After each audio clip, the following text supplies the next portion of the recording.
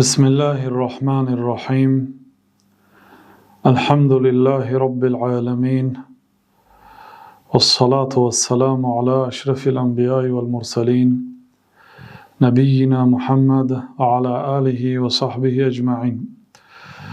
أما بعد، حافظ أبو إسحاق البیری رحمت الله علیه در منظومه تائیه خود بیتی 99 را ذکر کرده گفتند که فخف ابناء جنسك واخش منهم كما تخشى الضراغم والسبنت.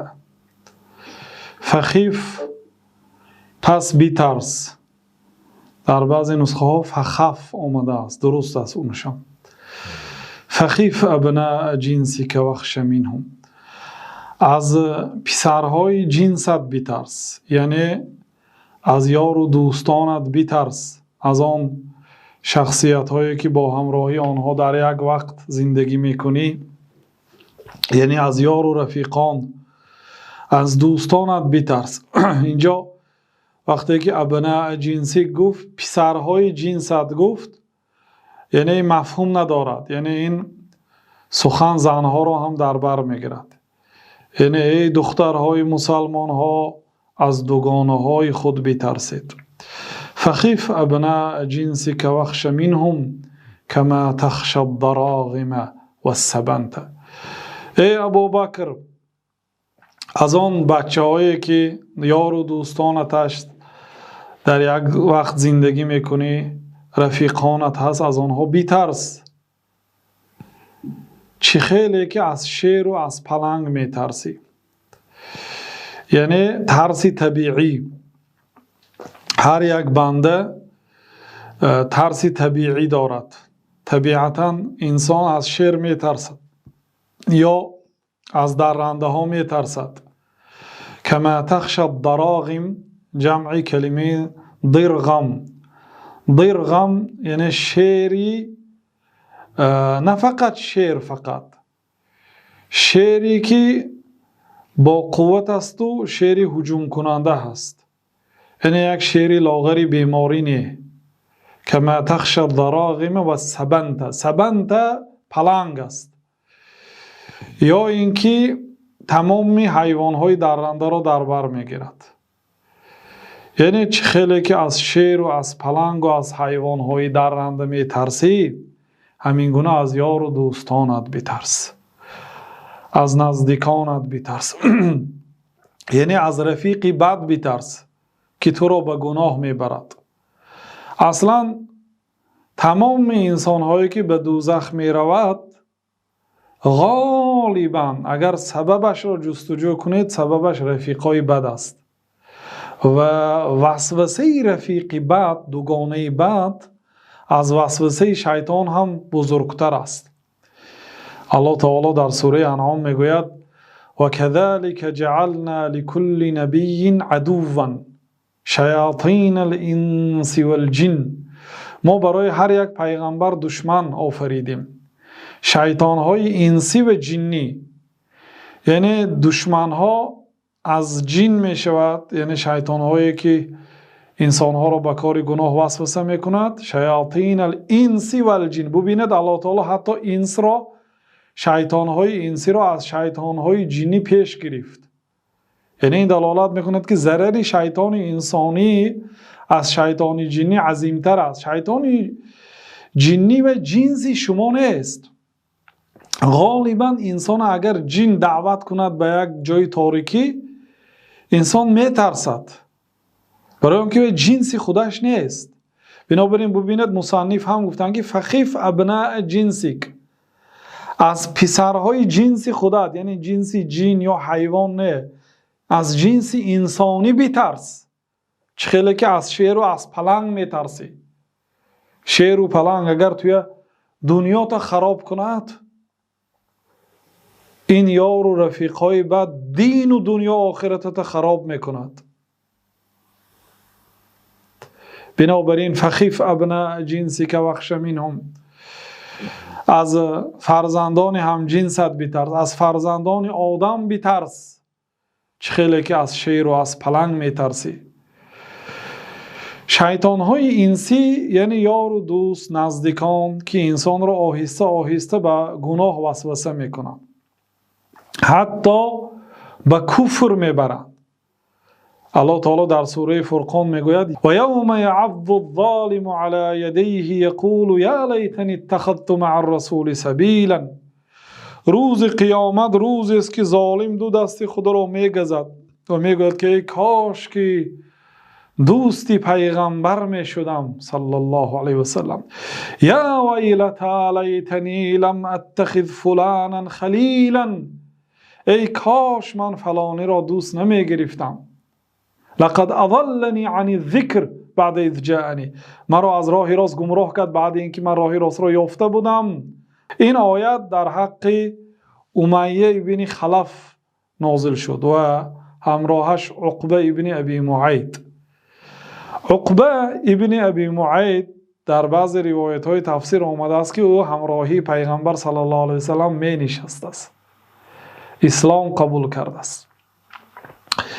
و امیه باشد او را از این راه میزد، میگفت که تمام اهل مکه درباره تو گپ میزنن که تو از دین ما برگشتی به دین محمد روی آوردی. اگر خواهی که اثبات کنی که به دین محمد ندر آمدی بر رویش توف کن تا اینکه مردم تو را بینند. و روایت های تفسیر میگوید که و همین طور هم کرد، یعنی کافر شد. بنابراین روز قیامت دو دستانش را میگزد و میگوید که ای کاش که دوستی پیغمبر میشدم در دنیا. یا لیتنی لم اتخذ فلانا خلیلا. ای کاش که من فلانی را در دنیا دوست نمی گرفتم. در بعض قرائت ها آمده است یا لیتنی لم اتخذ ابیا خلیلا. ابی بن خلف. بر بعض روایت ها امیه بن خلف یعنی برادرش این را گمراه کرده است. خلاصه کدام گمراه نکرده باشه، از هر دو یکی آنها گمراه کرد. خلاصه در نزد مفسرها قاعده هست که فالعبرة بعموم اللفظ لا بخصوص السبب. یکی از قاعده های بزرگ علم تفسیر، عبرت به عموم لفظ است نه به خصوص سبب. یعنی این به سبب عقبه ابن ابی معیط و امیه ابن خلف یا ابی ابن خلف آمد، ولی العبرة بعموم اللفظ. لفظ عموم آمدگی است، در لفظ نام آنها گرفته نشده است. بنابراین العبره بعموم اللفظ یعنی این به همه آدم هایی که دوستی بد گرفته است در دنیا داخل دارد. ای کاش که من فلانی را دوست نمی گرفتم. میگوید کی برای همین ناسکش ها ناسکشی را تعلیم داد؟ برای سیگریت کش ها کی سیگریت کشی را تعلیم داد؟ مگر پدر و مادر تعلیم داد؟ یار و رفیقان بد. و زنهای سبک پا کی همین راه را تعلیم داد؟ دوگانه های بدی آنها. دوگانه شیطان نمیتواند آنها را به این راه برد. دوگانه های آنها را میگوید که مادامی که شوهرت تو را ترک کرده است، مادامی که دوستت تو را خیانت کرده است، مادامی که پول و مال نداری، این است من به تو یاری میکنم، کمک میکنم، نیکی میکنم. باب حتی بعضی هاشون فخر میکردین که از قفای من چندین زنها صاحب خانه شدند و صاحب یک برده نان شدند. گفتن اعوذ بالله. بنابراین حضرت عثمان رضی الله عنه گفتند که ودت الزانیه لو ان النساء كلهن زوان. زن زناکار تمنا میکرد است، دوست میداشت است که تمام زنها زناکار باشند تا اینکه او را هیچ کس از بین مردم نشان داده عیب نکند. آخه این عیب کند خواهر خودش زناکار، عمه خودش زناکار، همسایه خودش زناکار، برای همین عیب نمی کند. یعنی این یک چیزی عادی می شود. بعد من در مردم کفر این چیز به یک چیزی عادی مبدل یافت. و حتی آن زنهایی که به بیماری ویچ گرفتار شدن، بسیارش وقتی که تفتیشات صحبت میکند و سوال میداد که برای چی مردم را دیده و دانسته به این بیماری گرفتار کردی، میگوید که آخه یک من وفات کنم از این دنیا هلاک شوم، دیگرها هم هلاک شوند آخر. بنابراین در دنیا آدمی بد بسیارتر است از آدمی نیک. 2 میلیارد اگر مسلمان باشد، 6 میلیارد دیگر کافر. با این 2 میلیارد مسلمان هم خیلی آدمی بد دارد. 1 میلیاردش تقریبا بینماز است، از دین فقط من مسلمان هستم را میداند، تمام دعوای اسلام دارد، عملهاش مخالف اسلام است. بنابراین انسان صالح در دنیا کم است و الله تعالی هم در قرآن کمها را تعریف کرده است و اکثری مردم گمراه هستند و اکثری مردم به نعمتهای الله تعالی شکر نمیگویند. گفته اکثریت را تنقید کرده است. خلاصه مصنف بسیار نصیحتی پرمعنا به ابوبکر و به دیگر مسلمان ها کرده، میگویند که فخف ابن جنسیک و اخش منهم، از دشمنات نترس، از دوستانت بترس که یک روز دشمنم میشن، و از دوستهایی که تو را به گناه وسوسه میکنند. کی برای افیون خورا افیون خوری را تعلیم داد؟ کی برای کوگنار نوش ها کوگنار نوشی را تعلیم داد؟ کی آنهایی که امروز غلام مواد مخدر و غلام عرق شدن، برای آنها این را کی تعلیم داد؟ یار و دوستانشان. فخیف ابن جنسیک و اخش منهم، از آدمیزاد، از یار و دوستان و دوگانهات بترس ای پسری مسلمان، ای دختری مسلمان. کما تخشى الضراغم و السبنت، چه خیلی که از شیر و از پلنگ میترسی، همین گونه از آنها ترس. چون واقعا چه خیلی که پیغمبر صلی الله علیه و سلم گفتن المرء على دین خلیله فلینظر احدکم من یخالل، انسان در دین برادرش است، یعنی در دین دوستش است. یکی شما نگاه کند که با کی دوستی دارد. دوستان خود، دوستان فرزندانتان را نگاه کنید.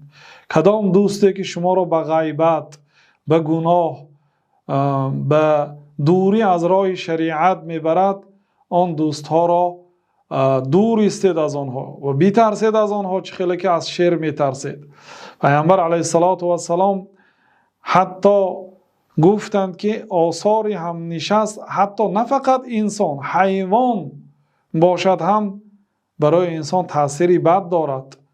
گفتند که والفخر والخیلاء فی اصحاب الابل، فخر و کبر در آنهایی که شتر میپایند، یعنی آن پادبانهایی که شتر میچرانند، در آنها فخر است و کبر است. والوقار فی اصحاب الغنم، خاکساری و وقار، آرامی در صاحبان گوسفند دیده میشد.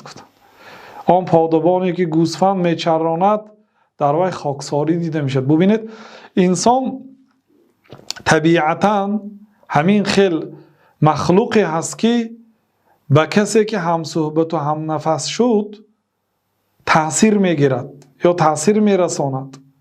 حتی از شتر تأثیر میگرفته است. وقتی که عمر زیاد خود را با شترها میگذراند، فخر و کبر و سربلندی آنها به این میراث میگذرد و اگر همراهی گوسفندها بسیار گردد، خاکساری را از او تعلیم میگیرد.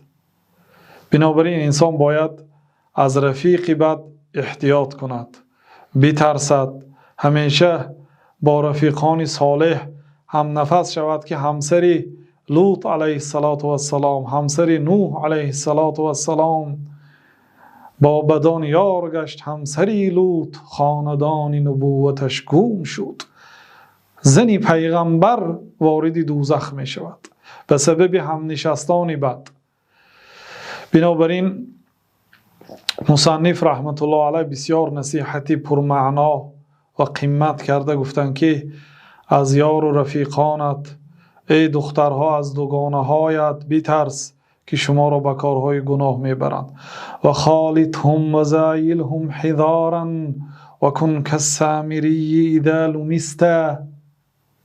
خالطهم، با مردم آمیخته شو، و زایلهم، از مردم دور است. حذارا، حذر کن، احتیاط کن و مانند سامری بشو. و خالطهم و زایلهم حذارا. ببینید با مردم معامله کن و از مردم دور ایست. گفت مصنف بسیار منهجی درست و مذهبی درست را در اینجا قید کردن، رحمت الله علیه و رحمت الله علی جمیع علماء الامه. و خالطوهم و خالطهم و زایلهم حذارا. با مردم آمیخته شو و از مردم دور ایست. گفتم برای چی این گپ گفتم؟ برای آنکه مذهب طایفه از علما عزلت بهتر است میگن. عزلت یعنی گوشه نشینی از مردم، دور نشستن از مردم. چخیلی که پیامبر صلی الله علیه وسلم در صحیح بخاری ترغیب کردن. یه زمانه می بیاید که بهترین مال مسلمان، حلالترین مال مسلمان این گوسفند می شود. گوسفند خود را گرفته به بالاهای کوه ها می رود. یفر بدینه من الفتن. با دین خود از فتنه ها می گریزد. گفتم دین خود را برای سالم نگاه داشتن به بالاهای کوه می رود، به دیه های دور از مردم می رود، در بالاهای کوه زندگی می کند. این مال حلال است. گوسفندش زیاد می شود، از آن می خورد، یعنی مال حلال بی شبهه است و از مردم دور هست که با آنها گناه کرده نمیتواند. تمام گناه ها اگر بینید دروغ به کی میگویید؟ به مردم. غیبت کی را میکنید؟ همراهی اگر تنها خودتان گپ زنید و غیبت نیست، او حدیث نفس است.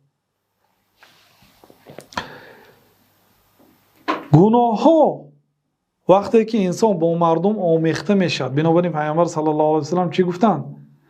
بدترین جای در روی زمین این بازارها هست. در بازارها مردم آمیخته میشوند، گناه ها زیاد میشود. آمیخته که شدن تمام انواع گناه پیدا میشود.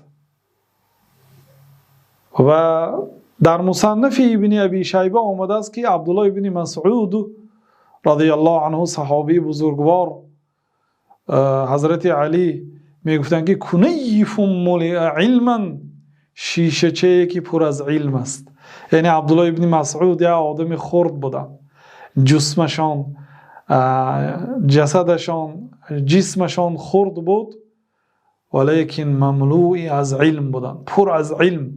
کنیف ملئ علما، یک ظرفچه معده‌ای که پر از علم است. میگفتند خالط الناس و زایلوهم و صافحوهم و دینکم لا تکلمونه.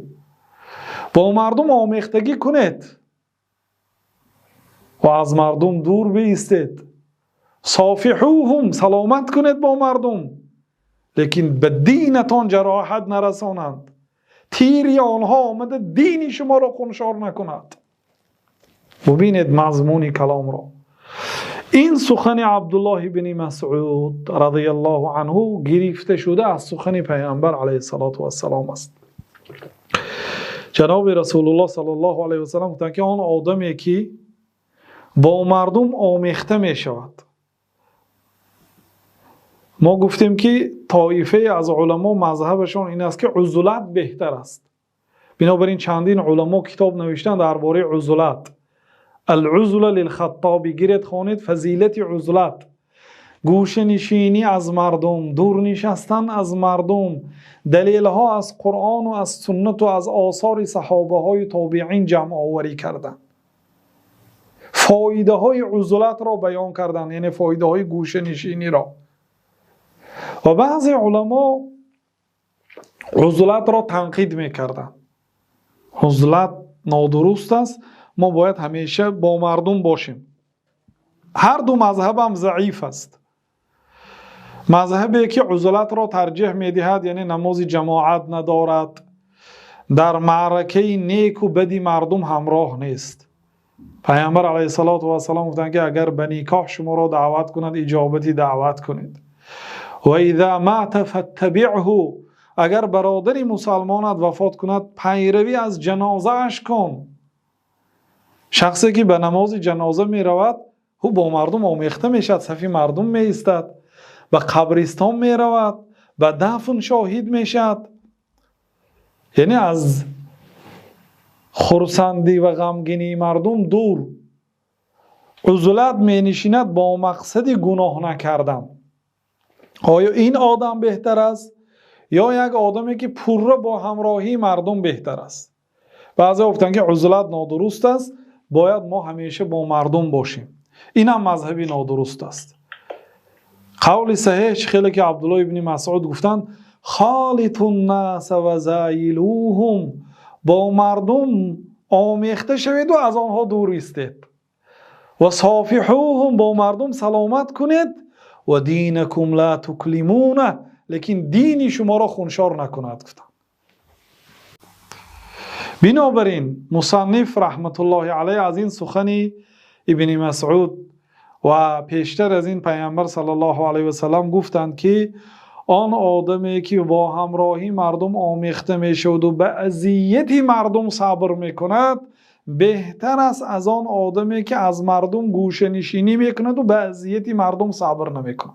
همراهی مردم زندگی کنید، مردم گناه می کنند، باید و انکار کنید. دعوت به گناه میکنند، باید پیروی نکنید و آنها را نصیحت کنید. مردم شما را غیبت میکنند، صبر کنید. مردم مال شما را ناحق میخورند، صبر کنید. شما را فریب میدهند، صبر کنید. یعنی کسی که اگر با مردم آمیخته شود و به اذیت مردم صبر کند، این بهتر است گفتند از آن آدمی که با مردم آمیخته نمیشود و در تنهایی فقط برای صحت سلامت نگاه داشتن دین خود زندگی میکند. و پیامبر صلی الله علیه و سلم با مردم آمیخته بودند، علما با مردم آمیخته بودند. اگر با مردم آمیخته نشوید از کجا علم را به مردم میرسانید؟ از کجا مردم را به راه راست دعوت میکنید؟ آدمی که گوشه نشینی کرده است او فقط نجات خود را فکر کرده است. اما آدمی که به اصلاح مردم کمری همت بسته است این بهترین انسان است. و خالطهم و زایلهم حذارا و کن کالسامری اذا لمست، با مردم آمیخته شو و از مردم دور است.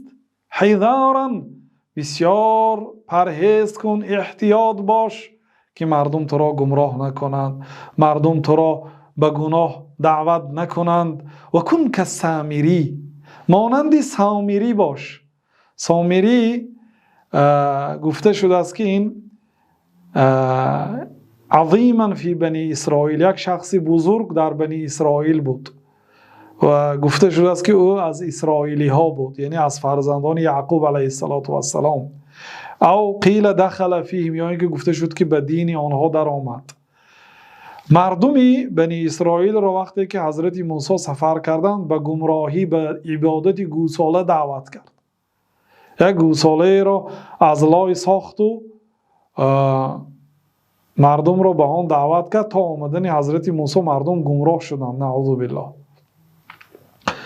بعد حضرت موسی وقتی که آمدند قال فذهب فإن لك في الحیاة ان تقول لا مساس، برو گفتند وقتی که مردم اگر خواهد که به تو نزدیک شود لا میساس کو.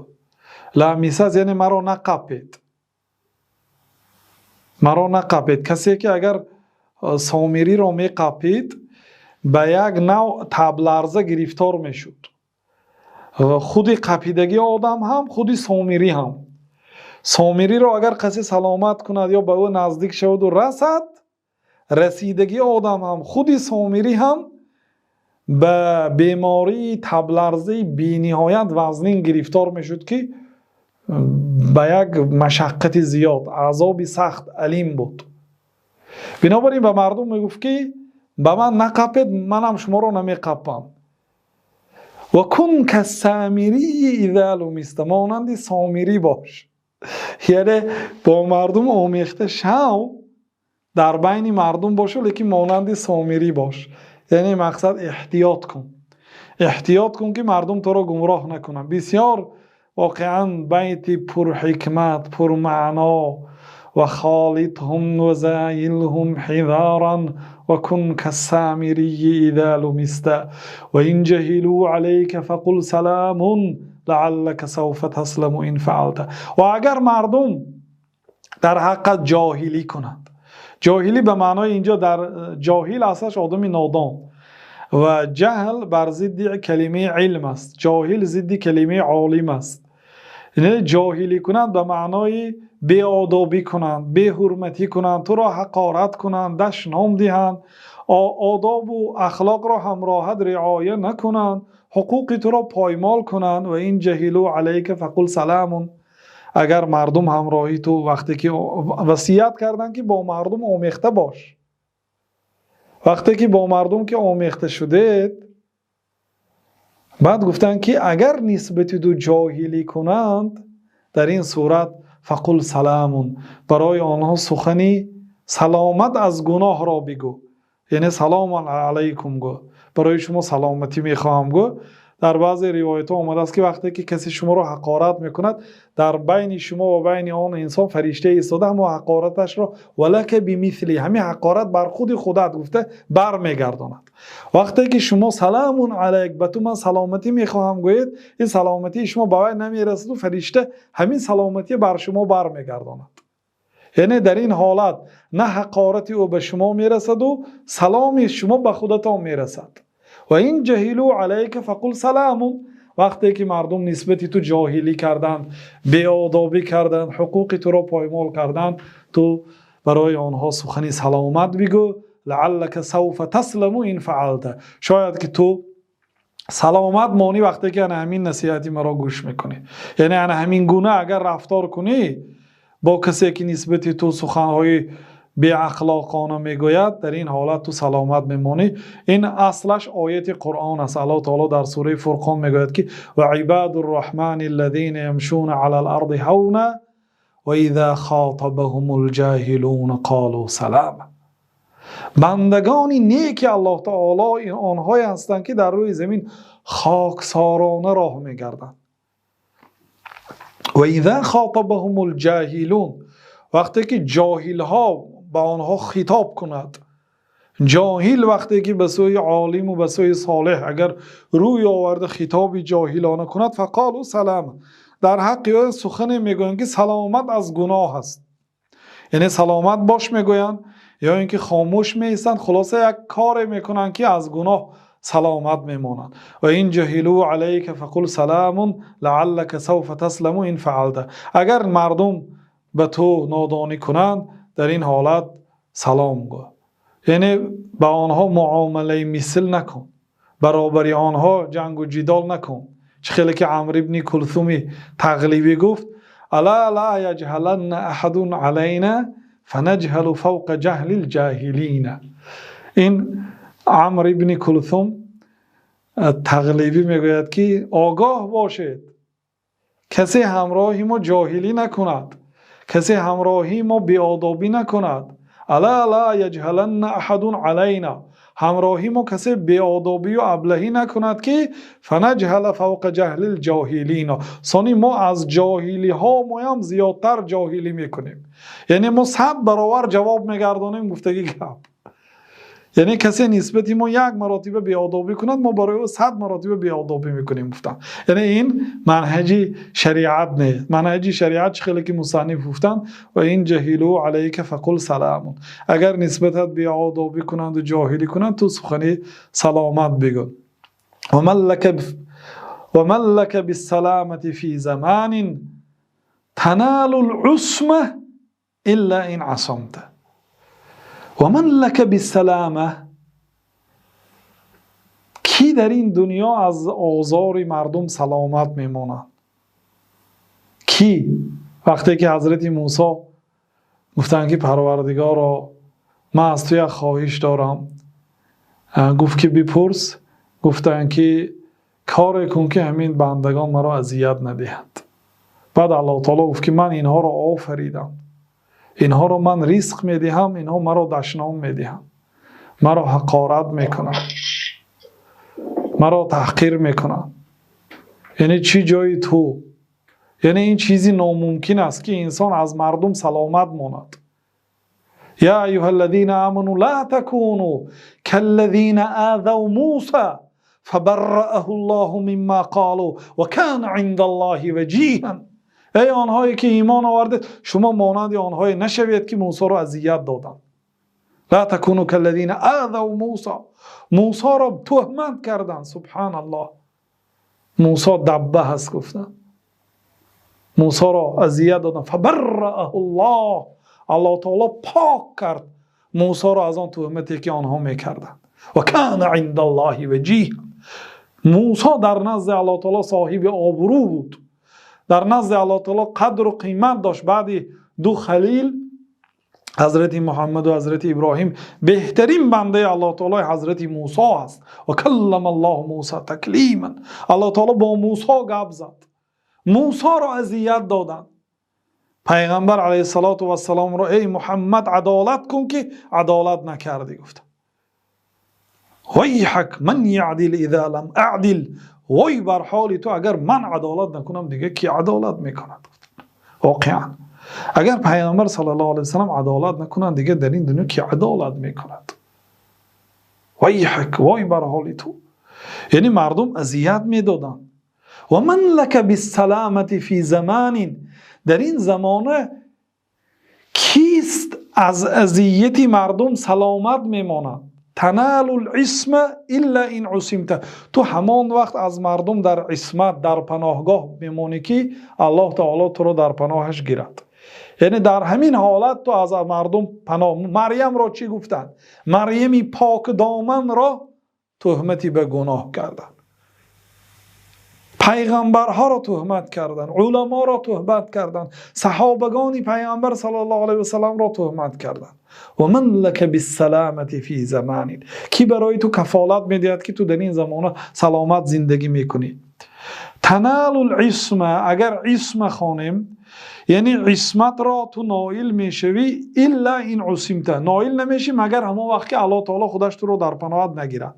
اگر عصم خوانیم تنال العصمه یعنی تیری مردم دو خیل میشد. تیری حقیقی که آمده بدن انسان رو جراحت میبرداراند، خون میریزاند، و تیری زبان یا تیری قلم که به واسطه قلم خود یا به واسطه زبان خود یه آدم جراحت دار میکنن. جراحت یعنی خون او رو میریزانند، خواه معنوی باشد خواه حقیقی. یعنی غیبت، تهمت، تحقیر، دشنام، اینا جراحت است، یک کس جرح کردن است. در این زمانه چه خیل تو از تیری مردم سلامت میمونی، حالا آنکه آهوها و بوزهایی که در بالاها و قلعه های کوه راه میگردن از تیری مردم سلامت نمانده. یعنی بوزهای کوهی که در قله های خطرناک کوه راه میگردن، آهوهایی که در کوه زندگی میکنن، از تیری مردم سلامت نماندن. چه خیلی تو سلامت میمانی؟ ولا تلبث بحی فیه ضیم یمیت القلب الا ان کبلت، زندگی نکن در آن دیهی که در آنجا ظلم هست. ببینید، زندگی نکن در آن کشوری که در آنجا ظلم هست. یمیت القلب الا ان کلبت الا ان کبلت. وقتی که تو در یک جای زندگی میکنی که آنجا ظلم است، آنجا سخن الله و رسول نیست، قلبها میمرد، قلبها زنگ میزند. الا ان کبلت، مگر اگر تو با زنجیری آهنین بسته شوی، پاسپورت نداری که برآمده روی، زنجیری آهنین داری یعنی در زندان باشی، دیگه علاجی برآمده گریختن نداری، در این صورت شاید معذور باشی.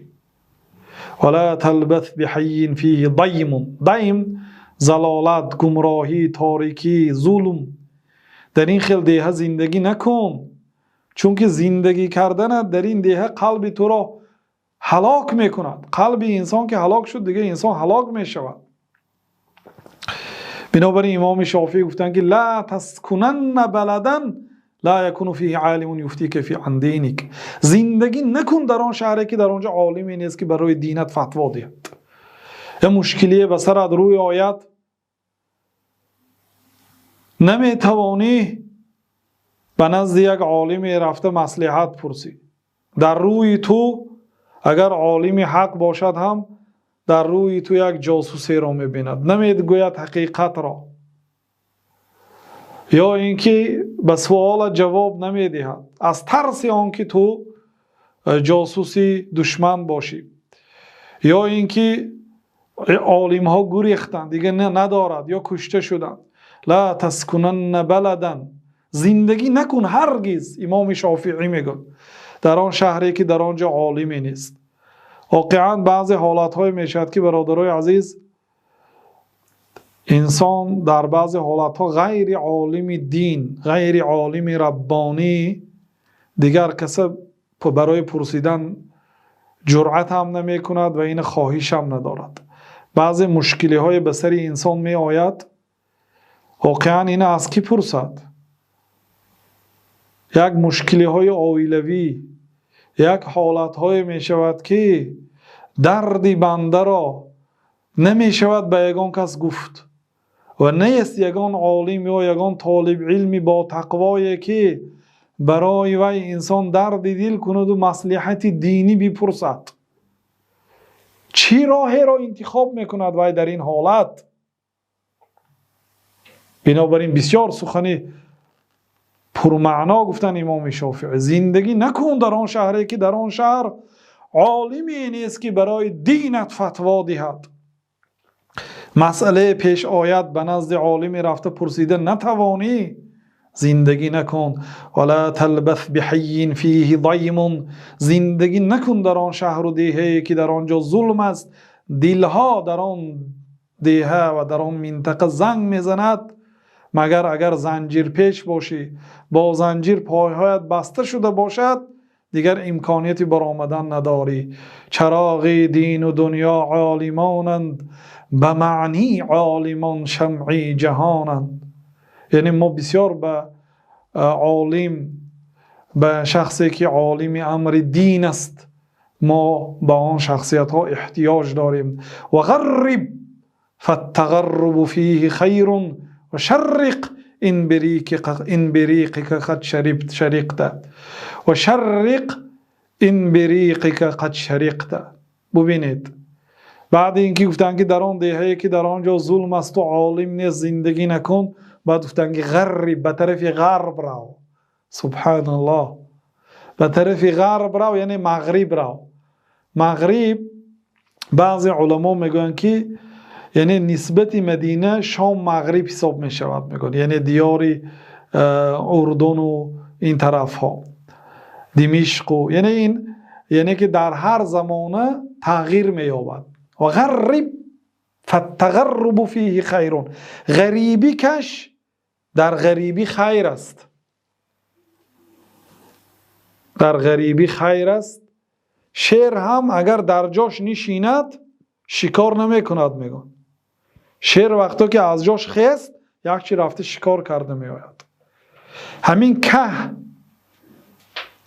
یعنی نبات گندم، کاه در زمین پرتافته شدگی هست، لیکن وقتی که به بازار رود قیمت می شد. و العود، عود آن خوشبویی هایی که در بالای لخچه های آتش عرب ها مانده دود میکنند و بوی خوش می بیاید. و العود فی ارضه نوع من الحطب، عودم در زمین خودش یه نوعی هیزم است، لیکن در بازارها ببینید به نرخ طلای نقره در ترازوهای گرانبای برکشیده فروخته میشد. اگر عود خریده باشه در مکه یا مدینه در ترازوهای طلایی میفروشن عود را. فالعود فی ارضه نوع من الحطب، عودم در زمین خودش یک هیزم است، یک نوع هیزم است، لیکن وقتی که به بازار میبیاد که هم در زمین پرتافته شده است، وقتی که بازار علفی حیوانات میرد قیمت میشد. غرب فالتغرب فیه خیر و غرب فالتغرب فیه خیر، به سوی مغرب سفر کن، خواه به سوی غرب یعنی که غربی حاضره باشد، خواه غربی پیشینه باشد، عموما به سوی غرب رو، در تغرب خیر است گفتن. یعنی در به سوی غریبی، غریبی اصلش یعنی از شهر خودت برو، در صورتی که در آن شهر علم نیست، در آن شهر دین نیست، در آن شهر دینت سلامت نیست، ترک آن شهر کن. بنابراین آن آدمی که 99 آدم را کشته بود و یک عابدی را کشته صدی درست کرد، وقتی که یک عالم را مصلحت پرسید که من 100 آدم کشتگی هستم، آیا الله تعالی توبه مرا قبول میکند؟ گفتند که تو از این زمین رو، به دیگر زمین رو، به فلان زمین رو، اونجا مردمی صالح زیاد هستند، الله تعالی را همراهی آنها عبادت کن. گفت ببینید وقتی که در راه وفات کرد، فرشته های رحمت آمرده جانش را گرفتند، گفتند که این بانیتی نیک، بانیتی راهی راست، بانیتی توبه دیاری بد را ترک کرده به دیاری نیک آمده بود. میگن حتی بعضی فرشته ها مسافه 2 شهر را مقایسه کردند که برابر بود است، در نصف راه وفات کرده است. در بعضی روایت زمین یک وجب نزدیک شد، در بعضی روایت همین آدم در وقتی کندن جانش یک وجب دیگر با حرکت کرده است به سوی زمین خیر. وقتی که یک فرشته دیگر آمده به این فرشته ها قاضیگی میکند که فرشته های رحمت میخواستند جانش را گیرند، برای آنکه با نیت نیک توبه کنان رفته ایستاده بود. فرشته های عذاب آمدند تا جانش را گیرند، برای آنکه یک عمر گناه کرده است، 100 آدم کشته است. بعد یک فرشته را الله تعالی همچون قاضی بین فرشته ها فرستاند و گفت که مسافه 2 راه را چین کنید، به کدام نزدیک باشد از اهل همان است. بالاخره از اهل زمین خیر شد. الله تعالی توبهش را قبول کرد. و غرب فالتغرب فیه خیر، غریبی کش در غریبی خیر است. الله تعالی هم گفته است که کسی در راه الله تعالی اگر هجرت کند و در آن سفر هجرتش اگر وفات کند، اجرش به سوی الله تعالی هست، و اگر زنده باشد الله تعالی برای او فراخی آبادی دین دنیا و آخرت را نصیب روزی میگرداند. اگرچه در غریبی عذاب است، در غریبی مشقت است، دوری از یار و دوستان و دوری از خویشاوندان، دوری از وطن، دوری از خانه و در است، غریبی هست، اجاره نشینی هست. و غرب فالتغرب فیه خیر، غریبی کش در غریبی خیر است. و شرق این بریقی که قد شرقته، اگر غریبی نشود یعنی به طرف غرب اگر رفته نتونید، به طرف شرق را افتن. خلاصه یا این طرف رو یا اون طرف رو، یا جنوب رو یا شمال رو، یک جای رو برای خود انتخاب کن و دینت را سلامت نگه دار. و شرق این بریقی که ریقم یعنی آبی دهان، آبی دهان را فرو بردن. و شرق این بریقی که قد شرقته یعنی در صورت اینکه در طرف غرب جا نیافتی، یار و دوست نیافتی، یعنی امکانیتی رفتن و سفر کردن نیافتی، به طرف شرق رو، یعنی در حالتی که مجبور هستی. یعنی خلاصه به اینجا سفر کن، لیکن در آن کشوری که در آنجا ظلم است و گناه است و بیدینی هست، در آنجا باقی نمان. گفته مصنف رحمت الله علیه نصیحت کردن. بعد از آن گفتن که فلیس الزهد فی الدنیا خمولا لانت بها الامیر اذا زهدت، یا که اذا زهدت، لانت بها الامیر اذا زهدت. دنیا فلیس الزهد فی الدنیا خمولا، زهد این نیست که از دنیا روی گردانی، در دنیا خمول باشی، یعنی یه آدمی تنبل کار نمی کند، کار کردن یعنی که ملال است برایش، مهنت کردن نمی خواهد، می خواهد فقط بشیند و بخورد. یعنی این زهد نه، ما زاهد هستیم، برای ما دنیا لازم نیست. از سبب تنبلی کار نمی کند، مهنت نمی کند، حرکت نمی کند و تنبلی را برای خودش زهد شعار گرفته است. یعنی زاهد آن شخص نیست که کم بغل باشد. فلیس الزهد فی الدنیا خمولا لانت بها الامیر اذا زهدت. تو اگر خواهی امیر باشی هم زاهد میشی، امیر یا که ملک پادشاه میشی، لیکن پادشاهی زاهد شو، مانند عمر ابن عبدالعزیز.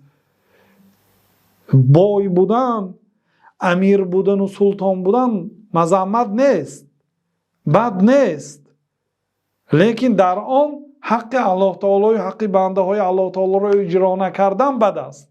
چی خوش است که یک انسان ملک باشد. چخیلی که پیامبر صلی الله علیه وسلم 7 نفر انسان هایی که روز قیامت در سایه الله تعالی قرار میگیرد، یکمینش کی است؟ اصلاش همین 7 گروه آدم های هست که برادرها، 7 گروه آدم هایی که در زیر سایه قرار میگیرد، اینها به نهایت آدم های کم هستند. امام عادل گفتند، پادشاهی عادل. یک پادشاه عادل ذکر کنید چی از دنیا؟ کی هست اون پادشاه عادل؟ یعنی این چیز نادر است، به نهایت کمچین است. فقط به ذهن ما عمر ابن عبدالعزیز و عمر ابن الخطاب و اون 4 یاران و دیگرها نمی بیاید، فقط همین بزرگا می بیاید. پادشاهی عادل وقتی که میگویم به نهایت کم است. بنابراین امام العادل گفتم، یعنی در زیر سایه الله تعالی قرار میگیرد پادشاهی عادل.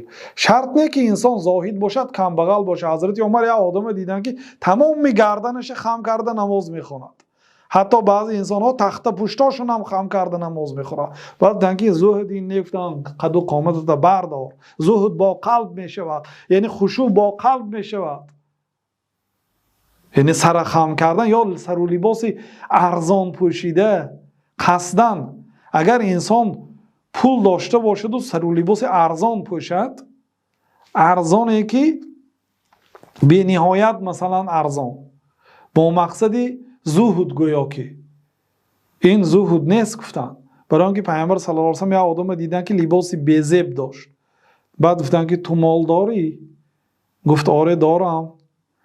بعد گفتن که چی مال داری؟ یعنی چقدر مال داری؟ گفتن برای آنکه شاید 1 درهم دارد، یعنی که به سوال مال داری بله دارم درست است جوابش، 1 درهم هم مال است.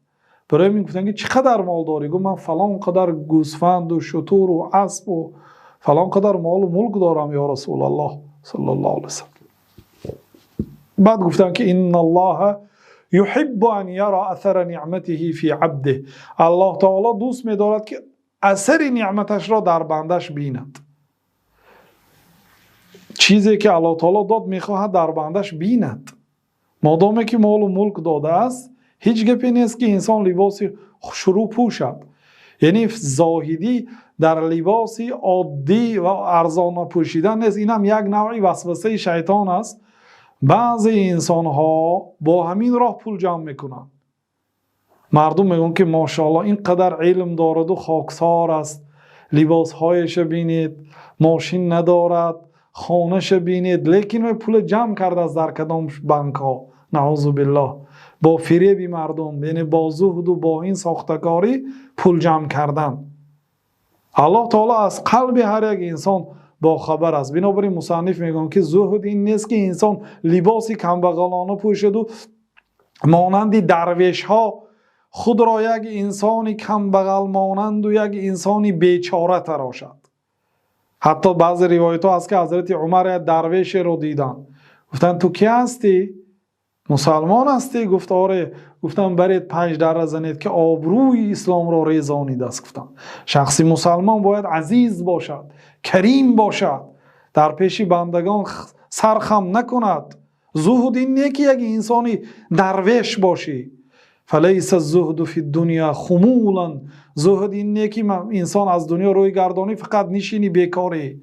لانت به الامیر اذا زهدت، اگر خواهی امیر شو لیکن زهد کن. پیامبر صلی الله علیه و سلم و چی گفتن در حق آن آدم هایی که گفتن که ما شبها خواب نمی کنیم، زن نمی گیریم، خواستن حتی خود را اخته کنند. حضرت عثمان ابن مظعون میگن که اگر پیامبر صلی الله علیه و سلم اجازت میدادن لختصینا، ما خود را اخته میکردیم و گوشت نمیخوریم، روزها روزه میداریم پر.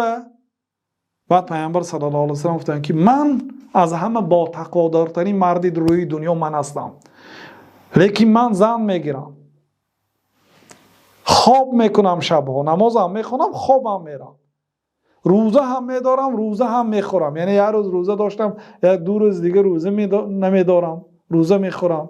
یعنی پنجشنبه دوشنبه روزه داشتید کفایه است.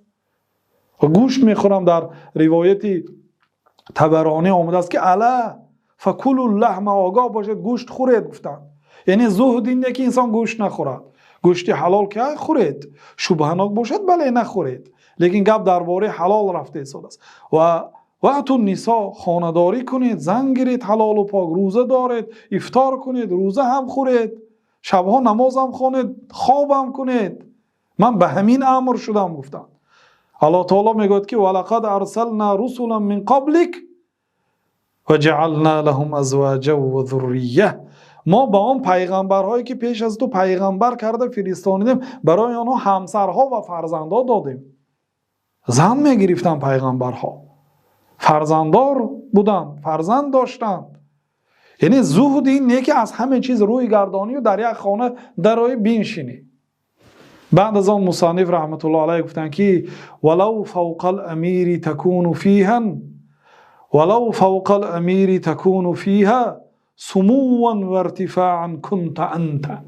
اگر تو از امیر هم شخصی بالا شوی، یعنی از امیر دیده با یک شخصی بالا باشد، وزیر هست یا رئیس هست یا ملیک هست یا سلطان هست، کسی نباشد، اگر از امیر هم یک شخصی بالا باشی، سموا و ارتفاعا یعنی مرتبت از امیر هم بالا باشی، اگر کنت انت یعنی تو زاهد حساب میشوی. میلیاردری زاهد شدن ممکن، میلیونری زاهد شدن ممکن. زاهد شیخ الاسلام رحمت الله علیه گفتن که آن آدمی که دنیا او را به گناه نبرد. گفتن یعنی گناه دین او را جراحت نکند، انا همین زاهد است. گفتن بنابراین محمد ابن حسن شیبانی شاگرد امام ابو حنیفه رحمت الله علیه کسی میگوید که الا صنفت کتابا فی الزهد، کاش یک کتاب درباره زهد می نویستی. گفتن که لقد صنفت کتابا فی البیوع، در حقیقت من یک کتاب در بیوع نوشتم. گفتن یک کتاب زهد می نوشتید؟ گفتم من در کتاب بیوع نوشتم، یک کتاب خرید و فروش نوشتم. گفتن یعنی کسی که اگر طبق شریعت اگر خرید و فروش حلال کند، در همون زاهد است. در لقمش حلال نباشد، ریبا نخورد، در همین زمانه علل خصوص. پیامبر صلی الله علیه و آله یک زمانه میشد که ریبا به خانه تمام مسلمان ها میدراید یا چنگش هم میدراید. بنابراین یک اهل علم وقتی که در خانهشان تلویزیون میدیدین، ناگاه یکی از بانک های ریبوی ریبای خود را رکلام کرده است، بعد میگن که این چنگش به خانه ما در آمد. امروز بر خانه همه در آمد. ولو فوق الامیر تکون فیها سموا و ارتفاعا کنت انت. اگر تو از امیرم مرتبت بالا شود، زاهد شده میتونی. یعنی زاهد شدن تو نفهم که زاهد یک آدمی درویش، یا آدمی که یک خانه چوبینی، یک خانه مثلا عبارت از خس و خاشاک دارد و وقتی که در آمده یک بریا دارد، دنیا ندارد، همانجا نشسته است، همون زاهد نه. زاهد آن آدمی که از گناه دور است. زاهد آن آدمی که دنیا دینی او را خلالدار نکرده است. بعد از آن گفتن که فین فارقتها و خرجت منها الى دار السلام فقط سلمت.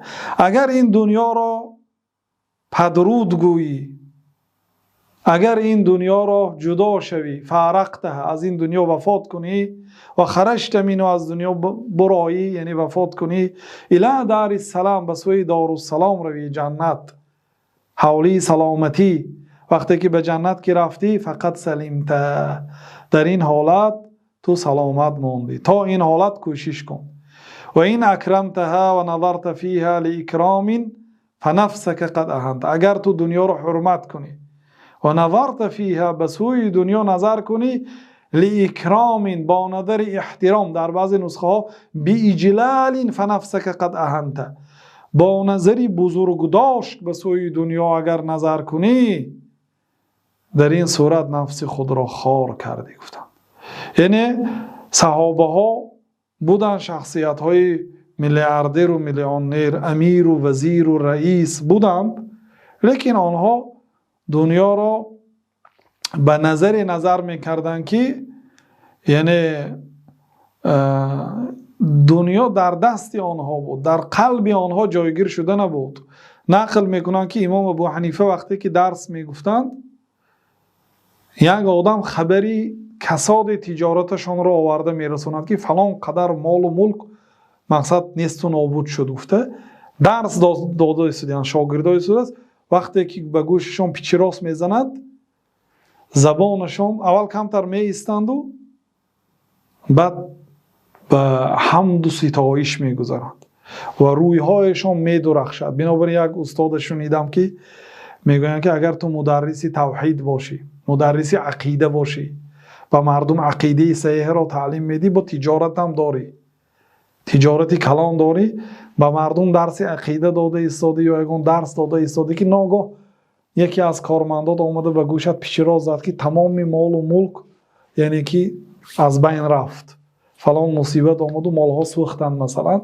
در همون حالت خودت را ببین که چه خیل میشوی، طبیعتت چه خیل میشود. انا ثانی میفهمی که تو چقدر عقیده داری.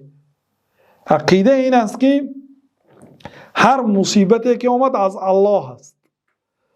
وقتی که مصیبت آمد او خیر است و الشر لیس الیک، بدی به تو نیست، بدی از تو نیست.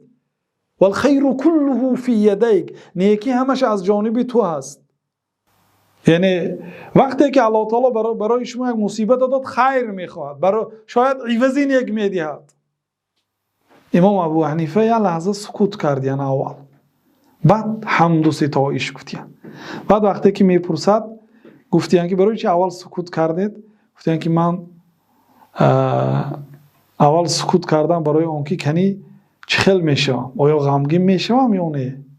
وقتی که دیدم که غمگین نشدم بعد شکر کردم که یعنی الحمدلله که من یعنی به درجه الله تعالی رو میشناختم. گفته یعنی وقتی که غمگین نشدم به مصیبت از الله تعالی دانستم، میدونم که الله تعالی برای من بدی را نمیخواهد و هر چیزی که گرفت از آن خود را گرفت، هر چیزی که داد از آن خود را داد. یعنی مال و ملک دنیا امانت از الله تعالی امروز داد، با گرفت، با میدهد اگر صبر کنید و اگر راضی باشید. و این اکرمتها و نظرت فیها، اگر دنیا را اکرام و احترام کنی و به سوی او با نظری بزرگداشت نظر کنی، در این حالت دنیا تو را خوار میگرداند. جمعت لك النصائح فامتثلها حیاتك فهی افضل ما امتثلت.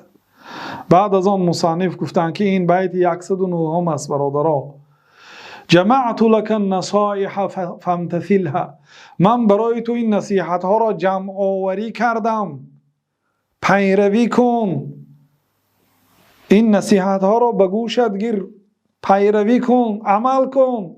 حیاتک، در تمام حیاتت به این نصیحت ها عمل کن. فهی افضل ما امتثلت، بهترین نصیحتی که اجرا میکنی این همین نصیحت ها هست.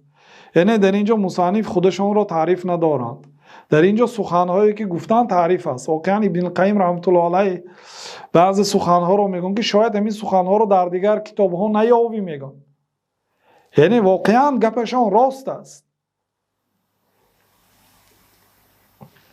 جمعت لك النصائح، من این نصیحت ها رو به تو جمع کردم، به آسانی جمع کردم.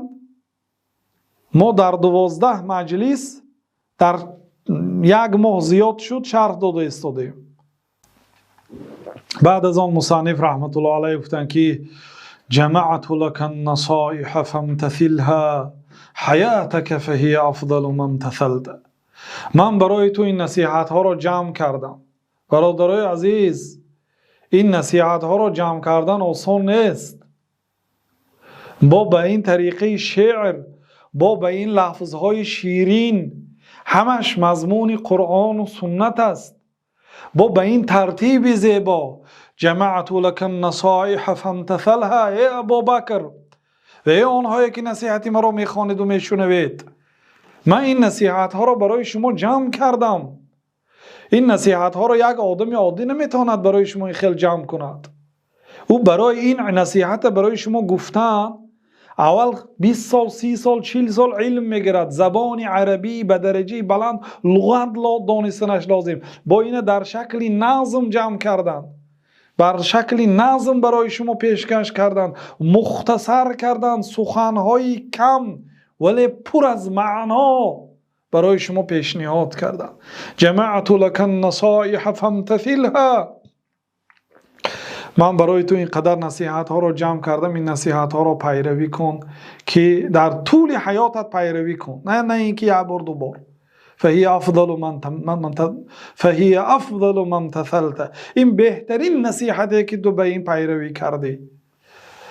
امام احمد رحمت الله علیه فرزندشون عبدالله نقل میکند که قلت لابی، روزی به پدرم گفتم که ای رجل کان الشافعی، همین شافعی کی شخصی بود، چه شخصی بود که اینقدر شما بزرگ می شمارید پدر جان؟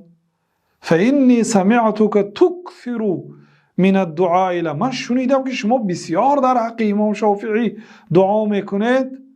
فقال یا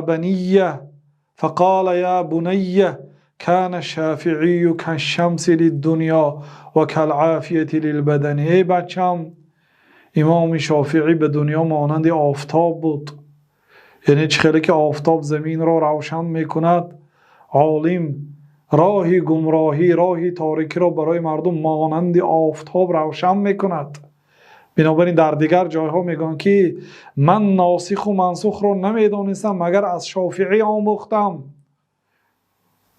امام احمد نزدیکتر به طریقه محدثین بودن نسبت به طریقه فقها، اما امام شافعی و امام مالک طریقه محدث ها و فقها را جمع کردند، هم محدث بودند هم فقه. امام احمد در بدایت بسیارتر به طرف محدث ها میل داشتند، محدث بودند. بعد اینکه به امام شافعی پیروی کردند و شاگرد شدند، علم فقه را به علم حدیث جمع کردند. بنابراین گفتند که امام شافعی مانند آفتاب به دنیا هست و مانند عافیت برای بدن است، برای بدنها طبیب است. و امام احمد میگن که ما بیت منذ 30 سنه الا ادعو للشافعی و استغفر له، مدت 30 سال می شود که یگان شب را سپری نکردم، یگان شب را سحر نکردم که در آن شب در حق امام شافعی دعا نکرده باشم یا استغفار نپرسیده باشم. گفتم یعنی 30 سال است که، یعنی بعد اینکه امام شافعی را وا خوردند و تعلیم گرفتند، بعد اینکه از امام شافعی جدا شدند، یعنی 30 سال می شود که یگان شبه نیست که من در حق امام شافعی دعا نکرده باشم. اینجا یعنی الله تعالی رحمت کند مصنف را. جمعت لك النصائح فامتثلها، من برای تو ای ابوبکر، برای ای طالب علم این نصیحت ها را جمع کردم. این مشغول به دنیا نشد، وقتی خود را ضایع نکرد، برای ما و شما نصیحت کرد. اگرچه شخص نصیحت کننده گاه تحقیر می شنود از دیگرها. جمعت لك النصائح فامتثلها، من این نصیحت ها را برای تو جمع کردم. قدر این نصیحت ها را نمیداند کسی، قدر این وقتی که، قدر این مهنتی که مصنف برای این نصیحت ها جمع کرده است، این رو قدرش رو کسی نمیداند مگر آن کسی که الله تعالی برای او رحم کرده است. جمعت لك النصائح فامتثلها، بسیار سخنی به پرمعنا، من برای تو نصیحت ها رو جمع کردم، این نصیحت ها رو پیروی کن در طول حیاتت. این بهترین چیزی که تو با آن پیروی میکنی. عبدالرحمن سعدی رحمت الله علیه منظومه دارن، قواعد الفقهیه، قاعده های فقهی. انشاءالله در بین این سلسله درس ها انشاءالله اون را هم برای شما درس میگوییم. در آخرش میگویم که و هذه قواعد نظمتها من کتب اهل العلم قد حصلتها، این قاعده ها، قاعده بسیار چیزی بزرگ است. یک قاعده که شما میتوانید هزارها مسئله حل کنید، زیاده از این. و هذه قواعد نظمتها، این قاعده ها را من به تو در شکل نظم جمع آوری کردم. من کتب اهل العلم قد حصلتها، این قاعده ها در کتاب های اهل علم چاش و پاش است، پریشان است. هر جایی که عالم یک دلیل میبرد، یک قاعده ذکر میکند و طبق آن قاعده فتوا میدهد، او در کتاب‌های مطولات است، در آن کتاب‌هایی که 20 مجلد است، در هر کجاش پریشان هست این قاعده ها. من کتب اهل العلم قد حصلتها، من این قاعده ها را از کتاب‌های اهل علم جمع آوری کردم، برای تو در شکل نظم پیشنهاد کردم. ببینید در اینجا این من به تو گفتم نگفتم، من جمع کردم. از کجا جمع کردن؟ من کتب اهل العلم، از کتاب های اهل علم جمع کردم. جزاهم المولى عظیم الاجر، مولای من، دوست من، الله تعالی آنها را جزای نیک دهد. عظیم الاجر، اجر عظیم به علما دهد. والعوف، عوف نصیب کند. مع غفرانه والبر، مغفرت گناه آنها کند و با آنها نیکی کند. دعا در حق علما این وظیفه هر یک بنده مسلمان، علل خصوص طالب علم، که در حق عالم ها از گذشتگان و از معاصرین در حق آنها دعا میکنه. امام طحاوی عقیده اهل سنت و الجماعت، از جمله عقیده مذهب امام ابو حنیفه و خود امام ابو حنیفه و شاگردانشون ابو یوسف محمد ابن حسن را رحمت الله علیهم نقل کرده، گفتند که و علماء السلف من السابقین و من بعدهم من التابعین اهل الخیر والاثر و اهل الفقه والنظر لا يذكرون الا بالجمیل فمن ذكرهم بسوء فهو على غیر السبیل. علماء سابقین من الصحابه والتابعین، از صحابه ها و آنهایی که پیروی از صحابه ها کردند، و من بعدهم من التابعین، آنهایی که پیروی از آنها کردند. اهل الخیر والاثر، آنها اهل خیر هستند، اهل اثر هستند، اهل حدیث هستند. اهل الفقه والنظر، اهل فقه هستند، اهل فهم هستند، اهل نظر در مسئله ها هستند. لا یذکرون الا بالجمیل، علما فقط با نیکی ذکر کرده می شوند. فمن ذکرهم بسوء، کسی که علما را با بدی ذکر کند، فهو علی غیر السبیل، او در راه غیر صراط المستقیم است. کسی که تنقید علما میکند، کسی که طعنه به آنهایی که تعلیمات شریعت میدهد با آنها طعنه میدهد، اونها در راه راست نیستند. امام ذهبی یک سخنی را در سیر و اعلام نبلا نقل کردند که بعضی انسان ها یک استاد را حرمت نکردند. مذهب داوود ظاهری داشت. بعد وقتی که استاد به سوی شاگردان نگاه کرد و برای چی به احترام نمیکنید، گفت که نحترمک علی ما احترمت الائمه، ما تو را احترام میکنیم به قدری که امام ها را احترام کردی. وقتی که نسبت امام مالک به حرمتی کردی، نسبت امام شافعی به حرمتی کردی، نسبت بخاری به حرمتی کردی، نسبت شیخ الاسلام ابن تیمیه به حرمتی کردی، ما تو را احترام نمیکنیم. یعنی ما تو را احترام میکنیم به قدری که بزرگان ملت اسلام را احترام کنیم. بودن یعنی بعضی اهل علمی که زبانهاشون تیز بود، یک خطاگی یک عالم میدیدن تحقیری بد میکردن. بنابراین وظیفه اهل سنت و الجماعت، مسلمان حقیقی، علل خصوص طالب علم، علما، در حق گذشتگان از علما دعای نیک کردن است، آنها را با بدی یاد نکردن است. بعد از آن مصنف گفتند که و طولت العتاب و زدت فیه لانک فی البطالة قد اطلت.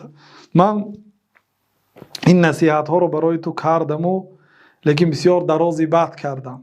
و طولت العتاب، عتاب سرزنیش بسیار کردم، طولانی تو را سرزنیش کردم. و زدت فیه، از طولانی هم زیاد کردم. لانک فی البطالة قد اطلت، چون که تو خودت هم از بیکاری بسیار کردی. فقط در دست تلفن بازی داری، درس نمیخوانی، این قدر نصیحت ها را گوش نمیکنی، وقتی خود را ضایع میکنی. تو هم بیکاری را زیاد کردی، منم نصیحت زیاد کردم. ولا یغررک تقصیری و سهوی و خذ بوصیتی لک ان رشد. تو کمبودی من نگاه نکن، کمبودی من نگاه نکن، تقصیر کمبودی، سهو غلط خطاگی مرا نگاه نکن، نصیحتی مرا گیر، وصیتی مرا گیر. اگر عقل داشته باشی، اگر تو در راه راست باشی، نصیحتی من را گیر. نصیحتی من کمبودی ندارد، نصیحتی من درست است. من تو را برای راست راهنمایی کردم، اگرچه من کمبودی داشته باشم. تو به کمبودی من نظر نکن، به خطاگی من نظر نکن. و طولت العتاب و زدت فيه لأنك في البطالة قد أطلت ولا يغررك تقصيري وسهوي وخذ بوصيتي لك إن رشدت. اگر تو در راه راست باشی، در راه رشد باشی، نصيحتي مراغير. وقد أردفتها 9 حسانا وكانت قبل ذا 106. من در حقیقت به این شعرهایم 9 بیت زیبا را اضافه کردم. در بعضی نسخه ها وقد أردفتها 6 حسانا. من به این شعرها، به این نظم ها 6 بیت شیرین زیبا اضافه کردم. و كانت قبل ذا 106. پیش از این 106 بیت بود. اصلا وقتی که این شعر را بار اول نوشتم، این 106 بیت بود. وقد اردفتها ردیف، یعنی کنت ردیف النبی صلی الله علیه وسلم علی حمار. در صحیح بخاری مسلم است، حضرت معاذ میگن که من ردیف پیغمبر صلی الله علیه وسلم در یک خری بودم. یعنی در یک خر 2 کسه نشستن، در پیش پیغمبر صلی الله علیه وسلم، در قفا حضرت معاذ. ردیف یعنی از قفا نشستن.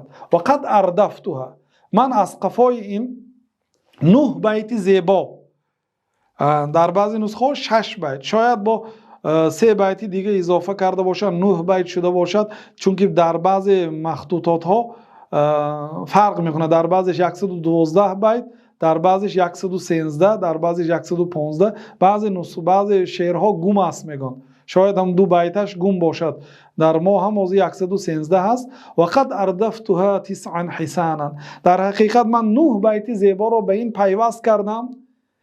و كانت قبل ذا 106. از این پیشتر 106 بیت بود. الله تعالی مصنف را به آن 106 بیت هم رحمت کند و به این 9 بیتی بعد از آن اضافه کردگیشم رحم کند. وصلی علی تمام الرسل ربی و عترته الکریمة ما ذکرت. سلام و درود فرستان به پایان پیغمبرها جناب رسول الله صلی الله علیه و سلم. در آخری بیت به ابوبکر و برای هر یکی ما و شما نصیحت کرده، گفتن که و به بهترین پیغمبرها و خاتمه آنها سلام فرستان، درود فرستان. و صلی علی تمام رسل ربی، آخری پیغمبرهای پروردگارم سلام فرستان. و عترته الکریمة ما ذکرت، و به خویشاوندان پیغمبر صلی الله علیه و سلم. شیخ الاسلام میگن که عترة النبی صلی الله علیه و سلم آل عباس. خویشاوندان پیغمبر صلی الله علیه و سلم آل عباس است. یعنی به خویشاوندان پیغمبر صلی الله علیه و سلم سلام و درود فرستان، مادامی که هر وقتا که نام آنها را ذکر میکنی. اللهم صل و سلم و زد و بارک على عبدك ورسولك محمد صلى الله عليه وسلم. وارض اللهم عن خلفائه الراشدين الأئمة المهديين الذين قضوا بالحق وبه كانوا يعدلون، أبي بكر وعمر وعثمان وعلي، وعن بقية أصحاب رسول الله صلى الله عليه وسلم، وعن أزواجه الطاهرات. اللهم صل وسلم وزد وبارك على عبدك ورسولك محمد صلى الله عليه وسلم. اللهم صل على محمد وعلى آل محمد كما صليت على إبراهيم وعلى آل إبراهيم إنك حميد مجيد. اللهم بارك على محمد وعلى آل محمد كما باركت على إبراهيم وعلى آل إبراهيم إنك حميد مجيد. الله سبحانه وتعالى مصنف و تمام علماء اسلام، استادان ما، تمام گذشتگان مسلمان ها، علمای آنها، شیخ الاسلام ابن القیم، امام مالک، امام ابو حنیفه، امام شافعی، امام بخاری، جمله علما را رحمت و مغفرت کند. استادان ما شیخ عبدالمحسن، شیخ محمد، تمام آنهایی که این کتاب را توصیه کردند، این کتاب را بزرگ شماریدند، شرح دادند، معنی دادند، از شرح های آنها استفاده بردیم. همه آنها را الله تعالی رحمت کند. و صلی الله و سلم علی نبینا محمد و علی آله و صحبه اجمعین.